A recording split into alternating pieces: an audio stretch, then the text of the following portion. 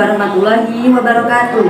Perkenalkan, nama saya Tarwiyatul Hikmah. Saya berasal dari PGSD B4. Di sini saya akan membahas mengenai pendidikan. Yang pertama yaitu konsep pendidikan. Yang kedua, pengertian pendidikan. Yang ketiga, prinsip pendidikan. Dan yang keempat, pengantar ilmu pendidikan. Yang pertama yaitu konsep pendidikan. Konsep pendidikan ini berkaitan dengan ilmu pendidikan atau biasa disebut dengan pedagogi. Menurut Thailand 1989, konsep pendidikan atau yang biasa disebut dengan pedagogik itu berasal dari bahasa Yunani kuno, yang berarti seorang pemuda yang mengantar atau menjaga anak agar selalu berbuat susila dan disiplin. Dengan kata lain, anak itu boleh dipukul apabila melakukan perbuatan yang nakal. Istilah pedagogik itu juga biasa digunakan dalam pendidikan yang disebut dengan pedagog. Yang kedua yaitu perbuatan pendidikan yang disebut dengan pedagogi, dan yang terakhir ilmu pendidikan atau biasa disebut dengan pedagogos. Istilah pedagogos ini berasal dari bahasa Yunani kuno dan memiliki dua makna suku kata. Yang pertama yaitu pain yang berarti anak, dan ogogos yang berarti mendidik atau membina. Jadi konsep pendidikan ini bisa diartikan secara harfiah yaitu konsep cara mengajar atau mendidik anak.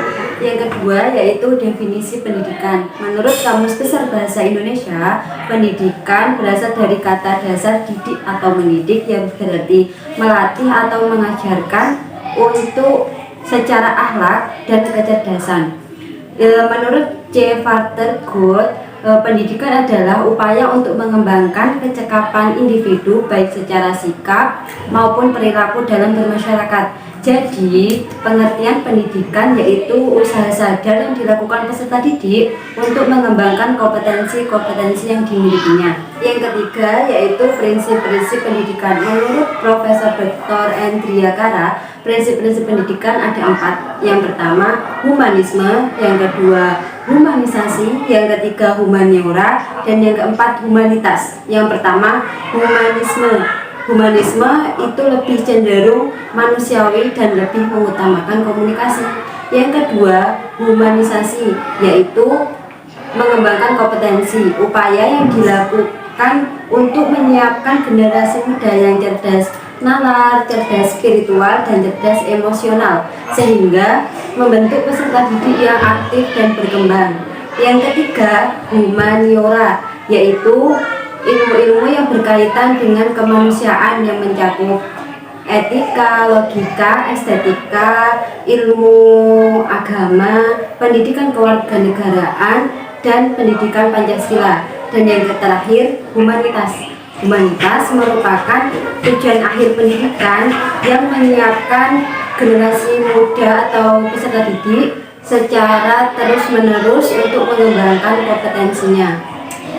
Yang keempat yaitu pengantar ilmu pendidikan. Pengantar ilmu pendidikan ini ada 3. Yang pertama, unsur-unsur pendidikan. Yang kedua, asas-asas pendidikan. Dan yang ketiga, tujuan dan fungsi pendidikan. Yang pertama, asas-asas pendidikan.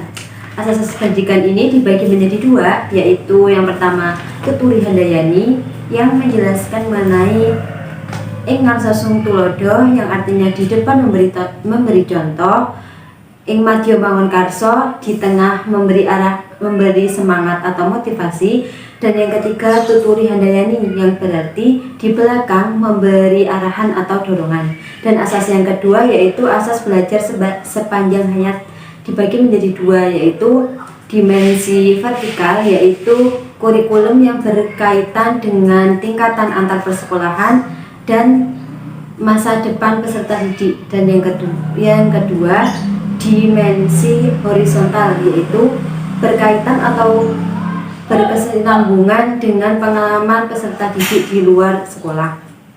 Dan yang kedua, unsur-unsur pendidikan. Unsur-unsur pendidikan ada 7. Yang pertama yaitu pendidik, yang kedua peserta didik, yang ketiga interaksi pendidik dengan peserta didik, yang keempat tujuan pendidikan, yang kelima materi pembelajaran, yang keenam metode dan alat pembelajaran, dan yang ketujuh tempat berlangsungnya pembelajaran, dan yang ketiga yaitu tujuan dan fungsi pendidikan. Tujuan pendidikan menurut Undang-Undang Nomor 20 Tahun 2003 Pasal 3 yaitu tujuan pendidikan upaya untuk mengembangkan potensi didik agar menjadi manusia yang bertakwa dan beriman kepada Tuhan Yang Maha Esa, berilmu, sehat, mandiri, cakap, kreatif, serta peserta didik yang bertanggung jawab dan memiliki sifat demokratis. Yang kedua yaitu fungsi pendidikan. Fungsi pendidikan yaitu mengembangkan potensi peserta didik dan menjadikan kepribadian peserta didik menjadi lebih baik lagi. Setelah pemaparan materi tadi, saya mau bertanya. Yang pertama yaitu sasaran pendidikan adalah manusia. Bagaimana menurut Anda tentang pernyataan tersebut? Tolong jelaskan. Terima kasih. Di sini saya akan menjawab pertanyaan yang telah ditanyakan teman saya tadi. Pertanyaan pertama yaitu sasaran pendidikan. Kenapa manusia dijadikan sebagai sasarannya? Karena dengan manusia dijadikan sasaran dalam pendidikan, maka akan dapat membentuk manusia yang berkepribadian dan bermoral tinggi. Pertanyaan kedua yaitu bagaimana penerapan prinsip humanisme di lingkungan sekolah?